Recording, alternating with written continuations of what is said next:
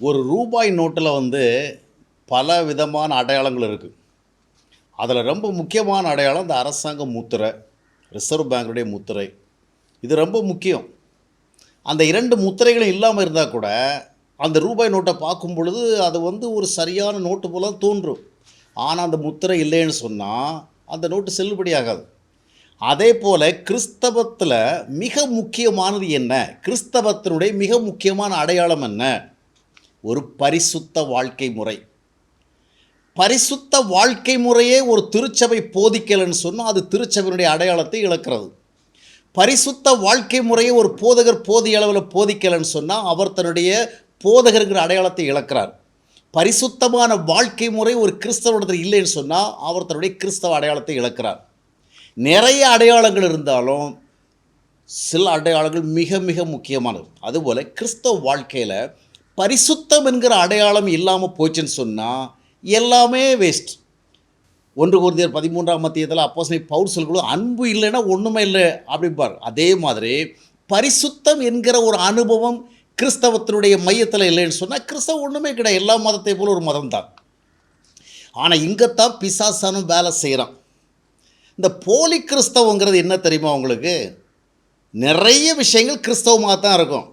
ஆனால் அதுக்கு மிக மிக அடிப்படையாக என்ன இருக்கணுமோ அது இருக்காது. அதான் போலி கிறிஸ்தவம். எல்லா அடையாளங்களும் இருக்கும். பார்க்குறவங்களுக்கு எல்லா விதத்திலும் they will be impressed. ஆனால் அதனுடைய மிக முக்கியமான அடையாளமாக பரிசுத்தம் இருக்காது. அதான் போலி கிறிஸ்தவம். இந்த போலி கிறிஸ்தவத்தை இன்றைக்கு அநேகர் பிரசங்கம் பண்ணுறாங்க. அதில் 3 போதகர்களை பற்றி உங்களுக்கு சொல்ல போகிறேன். 3 போதகர்னு சொன்ன உடனே உங்களுக்கு ரொம்ப ஆர்வம் வரும். யார் அந்த போதகர்? தமிழ்நாட்டுக்காரரா, இந்தியாக்காரரா, இலங்கைக்காரரா, இங்கிலாந்துக்காரரா, எந்த நாட்டுக்காரருங்கிற அடிப்படையில் அல்ல, எந்த ஊருக்காரங்க அடிப்படையில் அல்ல. 3 போதலும் 3 விதமான போதனை முறைக்கு அடையாளமாக இருக்கிறாங்க. முதல் போதகர் அபிஷேக போதகர். இந்த போதகர் எப்பொழுதுமே அபிஷேகம், அக்கினி, வல்லமை, அற்புதம், அடையாளம், ஆவியினுடைய எழுச்சி, வளர்ச்சி, அந்த மாதிரி நிறைய காரியங்களை சொல்லுவார். இப்போ இவர்கள் எப்பொழுதுமே பார்த்திங்கன்னா ஜெபம், ஆராதனை, ஸ்தோத்தரிப்போம், துதிப்போம், ஆவியில் நிரம்புவோம், அந்நிய பாஷையில் பேசுவோம், எழுப்புதலை எதிர்பார்ப்போம், எழுப்புதலை நம்ம செயல்படுவோம், அப்படி இப்படி நிறைய காரியங்கள் செய்வாங்க. இதெல்லாம் பார்க்கும் பொழுது உண்மையான கிறிஸ்தவம் இதுதானோ அப்படின்னு என்ன தோன்றும். ஆனால் இவ்வளவு காரியங்களையும் காண்பித்து விட்டு ஜனங்களை ஜெபிக்க வைத்துவிட்டு, துதிக்க வைத்துவிட்டு, ஆராதிக்க வைத்துவிட்டு, அவர்களை இன்னும் அதிகமாக ஊழியம் செய்ய வைத்துவிட்டு, பரவசமடைய வைத்துவிட்டு, ஆண்டவரை குறித்த பெரிய பெரிய உணர்ச்சிகரமான உணர்வுகளெல்லாம் உருவாக்கி விட்டுவிட்டு ஒரு இடத்துல ஒரு குறை வைப்பாங்க. என்ன குறைன்னு சொன்னால், இந்த போதகர், இந்த அபிஷேக போதகர் என்ன பண்ணுவார்னு சொன்னால் அந்த பரிசுத்தமான வாழ்க்கை முறையை மையப்படுத்தி பேச மாட்டார். கிறிஸ்தவத்தில் பரிசுத்தத்தை மையப்படுத்தி பேசணும். ஏன்னா நம்ம பரிசுத்தவான்களாகும்படி அழைக்கப்பட்டோம் அப்படின்னு சொல்லிட்டு ரோமர் 1ஆம் அத்தியாயத்தினுடைய 2ஆம் வசனத்திலும், 1 கொரிந்தியர் 1ஆம் அத்தியாயம் 2ஆம் வசனத்திலும், 2 கொரிந்தியர் 1ஆம் அத்தியாயம் 1ஆம் வசனம் இன்னும் பல இடங்களில் இருக்குது. அதனால தான் 1 தெசலோனிக்கர் 4:3 நாம் பரிசுத்தமாக வேண்டும் தேவனுடைய சித்தம் அப்படின்னு பார்க்குறோம். 2 கொரிந்தியர் 7ஆம் அத்தியாயம் 1ஆம் வசனம் இந்த பரிசுத்தத்தை நாம் நிறைவேற்ற வேண்டும் என்று பார்க்கிறோம். அவ்விதமாகத்தான் எபிரேயர் 12:14 வாசிக்கும் பொழுது பரிசுத்தம் இல்லை ஒருவனும் தேவனை தரிசிக்க முடியாது பார்க்கிறோம். இந்த மாதிரி நீங்கள் பல இடங்களில் பார்க்கலாம் பரிசுத்தம் பரிசுத்தம் வரும். பரிசுத்தம் என்பது தான் கிறிஸ்தவனுடைய, கிறிஸ்தவ சபையினுடைய, கிறிஸ்தவ ஊழியருடைய, கிறிஸ்தவ ஊழியத்தினுடைய மிக பிரதானமான அடையாளம். இந்த அபிஷேக போதர் என்ன பண்ணுவாருன்னா ஜெபத்தை காண்பிப்பார், ஆராதனை காண்பிப்பார், ஆவியில் நிறைந்து பாடுகிறது, ஆவியில் நிறைந்து ஜெபிக்கிறது, அந்நிய பாஷையில் பேசுகிறது, எழுப்புதல், அது இதுன்னு ஏராளமான காரியங்களை காண்பிப்பார். ஆனால் எதை மிஸ் பண்ணிடுவார்? பரிசுத்தமான வாழ்க்கை முறையை போதுமான அளவிற்கு அவர் மையப்படுத்தி பேசி மக்களை வழி நடத்த மாட்டார். அதனால் ஜனங்கள் ஜெபிக்கிறவங்களாக மாறுவாங்க, துதிக்கிறவங்களாக மாறுவாங்க, ஆராதிக்கிறவங்களாக மாறுவாங்க, கொடுக்கிறவங்களாக மாறுவாங்க, இயேசுநாதரை பற்றி ரொம்ப ரொம்ப ரொம்ப ரொம்ப உணர்ச்சிகரமாக ரொம்ப இமோஷனலாக பேசுகிறவங்களாக மாறுவாங்க, ஊழியம் செய்கிறவங்க மாறுவாங்க. ஆனால் பரிசுத்தவர்களாக மாற மாட்டாங்க. அவருடைய வாழ்க்கை நடைமுறைகளில் பரிசுத்தம் இருக்காது. ஏனென்றால் பரிசுத்தம் அங்கே என்ன செய்யப்படுகிறது? மறைமுகமாக மறைக்கப்படுகிறது. அதுதான் அபிஷேக போதகர். இதான் போலி கிறிஸ்தவம். அடுத்தது பார்த்தீங்கன்னு சொன்னால் இன்னொரு போதகர், அவர் என்ன கிருபை போதகர். அதாவது கிருபையே அதிகமாக போதிக்கிற கூட்டத்துக்கு அடையாளம் இவர். இந்த கிருபை போதகர் என்ன பண்ணுவார்னா இந்த கிருபையை குறித்து அதிகமாக பேசுவார். மொத்த கிறிஸ்டியானிட்டி எதுக்குள்ளே தான் இருக்குது? இந்த கிருபைக்குள்ளே தான் இருக்குது அப்படிங்கிறவர் பேசுவார். வேறு எவ்வளவோ ஆவிக்குரிய விஷயங்கள் இருக்குது, ஆவிக்குரிய அனுபவங்கள் இருக்கிறது, அதெல்லாம் பேச மாட்டார். கிருபை கிருபை அப்படின்னு பேசி எல்லாமே கிருபை தான், நாம் ரட்சிக்கப்பட்டது கிருபை தான், நாம் தேவனுடைய பிள்ளைகளானது கிருபை தான், நம்ம நித்தியத்துக்கு போகிறது கிருபை தான், இந்த உலகத்தில் தேவ ஆசீர்வாதங்களில் பெறுவது கிருபை தான், கிருபை கிருபை கிருபை கிருபை கிருபையே எல்லாம் கிருபை அப்படின்னு பேசி ஜனங்களுக்கு கிருபையை காமிப்பாங்க. அதுவும் இப்போல்லாம் வந்து ஹைப்பர் கிரேஸ் அதுன்னு ஊறுபட்ட பெயர்களில் நிறைய செக்ட் உருவாயிடுச்சு. இவங்க எல்லாமே கிருபை அப்படின்னா, அதாவது நாம் வந்து ரொம்ப உண்மையாக வாழணும், அன்பாக வாழணும், தாழ்மையாக வாழணும், பொறுமையாக வாழணும், நேர்மையாக வாழணும், நல்ல உயர்ந்த சுபாவங்கள் வாழணும், இதெல்லாம் இந்த கிறிஸ்டியானிட்டிக்கு முக்கியத்துவம் கிடையாது. கிருபை தான். ஆண்டவர் எல்லாமே செஞ்சு முடிச்சிட்டாருங்க.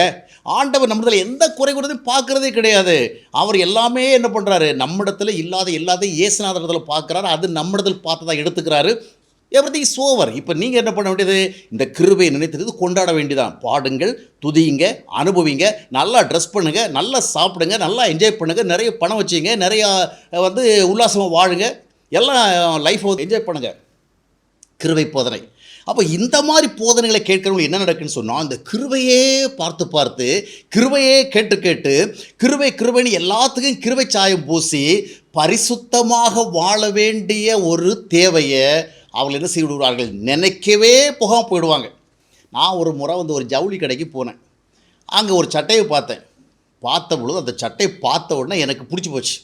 நல்ல விதமாக இருக்குது, நல்ல கலர், நல்ல தோற்றம், அது மட்டும் இல்லை நல்ல ஃபிட்டிங், எவ்ரிதிங் இஸ் ஓகே. ஆனால் எல்லாம் பார்த்துட்டு வாங்கிடலாம் அப்படின்னு சொல்லிட்டு, ஏன்னா இந்த மாதிரி தான் நம்ம எதிர்பார்த்தோம், வாங்கிடலான்னு போயிட்டு அந்த சட்டை அந்த மெட்டீரியல் என்னன்னு கேட்குறவில்ல, அது நான் வழக்கமாக வாங்குகிற அந்த 100% காட்டன் கிடையாது. மற்றபடி டிசைன் அது இது ஃபிட்டிங் இட்டு எவ்ரிதிங் இஸ் பர்ஃபெக்ட், அருமையாக இருக்குது. ஆனால் எல்லாத்தையும் பார்த்தோன்னு வாங்க தோன்றுகிறது. ஆனால் என்ன குறைபடுகிறது, ஒரு சட்டையை வாங்க போகும்பொழுது அடிப்படையாக அது வந்து எந்த மெட்டீரியலில் பண்ணியிருக்கிறான் அதை வந்து பார்க்க விடாதபடி இவ்வளோ காரியங்கள் தடை பண்ணுகிறது. இதை மாதிரி தான் கிருபை கிருபைன்னு எல்லாத்தையும் பார்த்துட்டு பரிசுத்தத்தை பார்க்காம போயிட்டோம். நாம் பரிசுத்தம் வாழல, மேட்ரு கிடையாது கிருபை. நம்ம பாவம் செய்கிறோம், மேட்ரு கிடையாது, அது கிருபை. நித்தியத்துக்கு போகிறது கிருபை. ஏன்னா நீ பாவியாக இருக்கும் பொழுது ஆண்டவர் என்ன பண்ணிட்டார், உன்னை ரட்சித்தார். இப்போ நீ பாவம் செஞ்சால், ரட்சிக்கப்பட்ட பாவம் செஞ்சாலும் அதனால் என்ன பண்ண மாட்டார், உனக்கு ஒரு பிரச்சனையும் பண்ண மாட்டார்.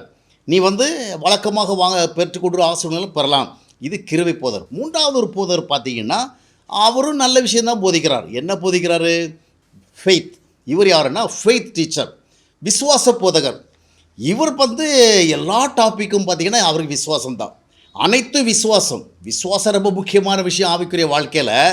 ஆனால் என்ன நடக்குதுன்னு சொன்னால், நாம் முதலாவது அபிஷேகம்னு பேசி பரிசுத்தத்தை வந்து மறைமுகமாக இருட்டடிப்பு செஞ்சது மாதிரி, கிருபை கிருபைன்னு பேசி பரிசுத்தத்தை இருட்டடிப்பு செஞ்ச மாதிரி, இப்போ இவங்க என்ன பண்ணுவாங்கன்னா, இந்த விசுவாச பொருள் என்ன பண்ணுவாங்கன்னா, விசுவாசம் எல்லாம் ஃபெய்த்து தாங்க. நீ ரட்சிக்கப்படுவது ஃபெய்த்து தான். இயேசுநாதர் மேலே விசுவாசத்தை வச்சுட்டேன்னு சொன்னால் அவ்வளவுதான். அப்படியே எங்கே போயிடுவேன், நீ செத்து போயிட்டேன்னா பரலோகம் போயிடுவேன். இப்போ உனக்குடைய வாழ்க்கையில் தவறு நடக்குதா, குற்றம் நடக்குதா, டசன்ட் மேட்டர். எல்லாமே அதை பற்றி கவலைப்படாது. அதை பற்றி நீ பாவம் இருக்கையெல்லாம் செஞ்சு தப்பு பண்ணிடாத. ஏதாவது தப்பு பண்ணிட்டேன்னு சொன்னால் டேக் இட் ஈஸி, ஒன்றுமே கிடையாது. நீ என்ன பண்ணலாம், அப்படியே போயிட்டுருக்கலாம், உனக்கு நித்தியம் ஷூர். ஏன்னா இயேசுவை விசுவாசிக்கிறவனுக்கு நித்திய வாழ்வு கிடைக்கும்னு பைபிளில் எழுதியிருக்குது. இயேசுவை விசுவாசிக்கிறவனுக்கு இது ஒன்று தான் தகுதி. அதுக்கு பிறகு நீ இப்படி வாழ்ந்தியா அப்படி வாழ்ந்தியா அதெல்லாம் மேட்டரே கிடையாது. இயேசு விசுவாசத்தை விட்டாயா, அதுக்கு பிறகு வந்து நீ வந்து பரிசுத்தமாக வாழ்ந்தாதான் அப்படி, இல்லை உண்மையாக வாழ்ந்தாதான் அப்படி, நேர்மையாக வாழ்ந்தாதான் அப்படி, இப்படியெல்லாம் நிறைய கள்ள போதல் போதிப்பாங்க. இப்படி வாழ்ந்தாதான் வந்து நீ வந்து தேவனுடைய ஆசீர்வாதத்தை பெற முடியும். தவறு பண்ணால் நீ மன வருந்தி ஆண்டவர்கிட்டவே வந்து மன்னிப்பு கேட்கணும். இதெல்லாம் யார் வேலை தெரியுமா, கள்ள போதல் வேலை, மாய்மால போதல் வேலை. அவங்கள அடையாளம் காணணும், எச்சரிக்கையாக இருக்கணும். நீங்கள் விசுவாசிச்சிட்டீங்க, முடிஞ்சு போச்சு உங்கள் கதை.